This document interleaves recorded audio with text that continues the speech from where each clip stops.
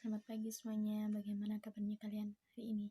Tentu baik-baik saja ya. Semoga di masa pandemi ini kita selalu dilindungi Allah Subhanahu wa taala dan selalu diberikan kesehatan. Amin amin ya rabbal alamin.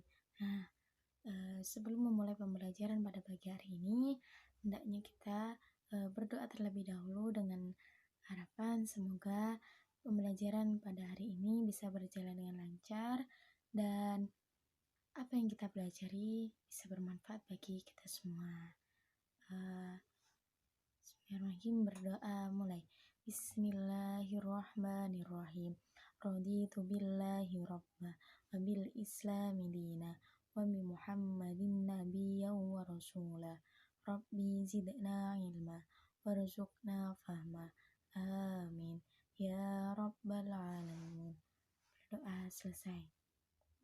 Nah, untuk pertemuan kali ini kita akan membahas lanjutan dari pertemuan yang kemarin bab 5 mengenai selamat datang wahai Nabi kekasih Allah,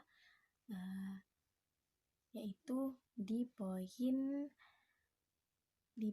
E yang berjudul dakwah Nabi Muhammad SAW di Mekah.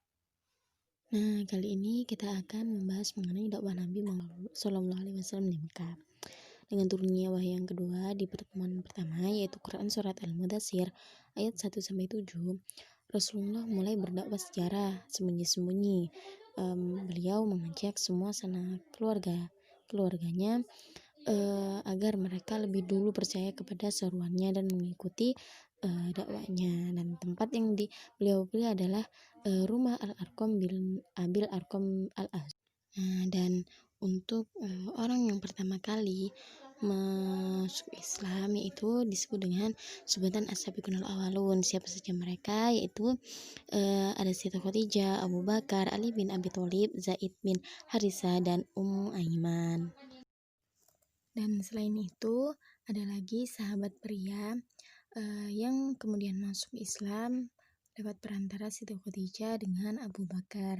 Nah, sahabat pria itu antara lain ada Utsman bin Affan, Zubair bin Awam, Abdurrahman bin Auf, Abdullah bin Mas'ud.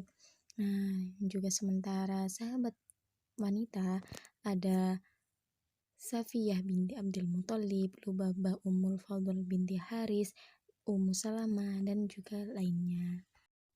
Dan setelah Nabi mulai berdakwah secara sembunyi-sembunyi, kemudian turun wahyu yang kedua, yaitu Quran Surat Al-Hijr ayat 94-95, yaitu Bismillahirrahmanirrahim.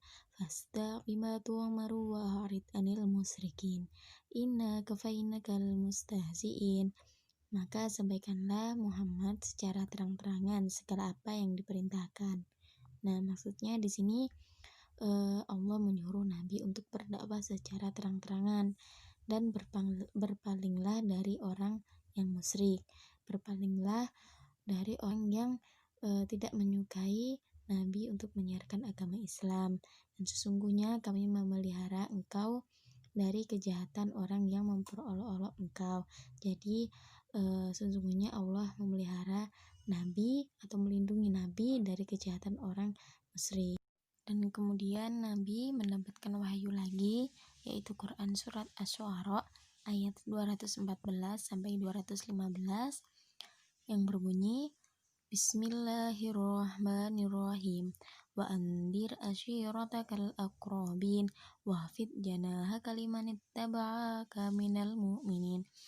Yang artinya, dan berilah peringatan kepada kerabat-kerabatmu yang terdekat dan rendahkanlah dirimu terhadap orang-orang yang beriman yang mengikutimu. Jadi Nabi diperintahkan untuk memberitahu kepada semua sanak keluarganya, sahabat-sahabatnya yang terdekat untuk mengikuti dakwah Nabi. Dan Nabi disuruh untuk merendahkan diri terhadap orang-orang yang beriman. Jadi tetap rendah hati, rendah diri, tidak sombong. Lalu setelah Rasulullah menerima wahyu tersebut, beliau mulai berdakwah secara terang-terangan. Yang pertama beliau lakukan yaitu mengumpulkan semua keluarganya di kaki Gunung Sofa untuk mengajak mereka beriman kepada Allah. Tetapi paman Nabi yang bernama Abu Lahab itu tidak suka atau tidak mau menerima dakwah Rasulullah. Nah, dan juga banyak cara yang dilakukan oleh orang-orang kafir Quraisy untuk menghambat dakwah Nabi. Di antaranya itu mencoba menyuruh pamannya untuk menghentikan dakwah keponakannya itu. Jadi orang-orang kafir Quraisy itu menyuruh paman Nabi Abu Thalib untuk menghentikan dakwah keponakannya itu. Namun Nabi Muhammad menolak dan mengatakan, demi Allah, meskipun seluruh anggota keluarga mengucilkanku karena aku menyiarkan agama Islam, aku akan terus berdakwah menyebarkan ajaran Islam. Dan setelah gagal menghentikan dakwah Rasul, menjadikan mereka semakin marah dan emosi. Budak-budaknya mereka yang masuk Islam pun dibunuh dan disiksa. Seluruh pengikut Nabi selalu diancam dan diteror agar mereka menolak ajakan Nabi Muhammad SAW lagi. Nah, paman Nabi Muhammad SAW, Abu Jahal, menyewa orang Yahudi untuk mengejek dan mencaci maki Nabi dengan harapan ia berhenti berdakwah. Nah, tetapi orang sewaan paman Nabi, Abu Jahal, justru malah masuk Islam karena luluh dengan keluhuran anak Nabi. Dan setelah semua rencana yang dilakukan kaum kafir Quraisy itu gagal, mereka pun merencanakan dan menawarkan harta benda, wanita, dan pangkat kepada Nabi, bertujuan untuk meninggalkan dakwahnya. Kaum kafir pun mengutus Utbah bin Robi'ah untuk menawarkan hal-hal tersebut kepada Nabi. Beliau mengatakan, "Hai Muhammad, jika kau menginginkan kekayaan, saya sanggup menyediakannya. Jika kau menginginkan pangkat yang tinggi, aku pun juga sanggup mengangkatmu menjadi seorang raja. Dan jika kau menginginkan seorang wanita yang cantik, saya pun sanggup mencarikannya dengan syarat kau berhenti melanjutkan dakwahmu itu." Nabi Muhammad SAW pun tidak tertarik dan tetap pada pendiriannya untuk menyebarkan ajaran Islam dan terus berdakwah. Dan setelah rencananya gagal lagi, kaum kafir Quraisy pun akhirnya memboikot Nabi Muhammad SAW, Bani Muthalib dan Bani Hashim. Karena pemboikotan ini, umat Islam terkurung di celah-celah kota Mekah yang bernama Si'ib. Pemboikotan itu berlangsung selama 3 tahun, dimulai dari tahun ke-7 kenabian. Apa isi pemboikotan itu? Yang pertama yaitu kaum kafir tidak akan menikahi orang Islam. Yang kedua, kaum kafir Quraisy tidak menerima permintaan nikah dari orang Islam. Yang ketiga, kaum kafir Quraisy tidak akan melakukan jual beli dengan orang Islam. Keempat, tidak akan berbicara ataupun menengok orang Islam ketika sakit. Dan kelima, tidak akan mengantar mayat orang Islam ke kubur. Yang keenam, tidak akan menerima permintaan damai dengan orang Islam dan menyerahkan Muhammad untuk dibunuh. Dan undang-undang pemboikotan itu digantung di dinding Ka'bah. Penulisnya bernama Mansur bin Ikrimah. Nah, setelah 3 tahun, undang-undang tersebut rusak karena dimakan rayap.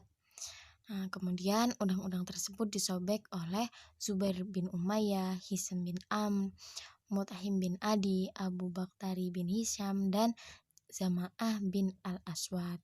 Mereka merasa kasihan dengan siksaan kaumnya kepada Bani Hashim dan Bani Muthalib.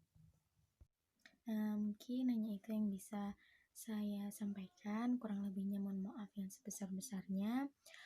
Sebelum kita akhiri, marilah kita berdoa. Semoga apa yang telah kita pelajari bisa bermanfaat bagi kita semua. Berdoa mulai. Bismillahirrahmanirrahim. Subhanakallahumma wa bihamdika asyhadu an la ilaha illa anta astaghfiruka wa atubu ilaik. Walhamdulillahi rabbil alamin.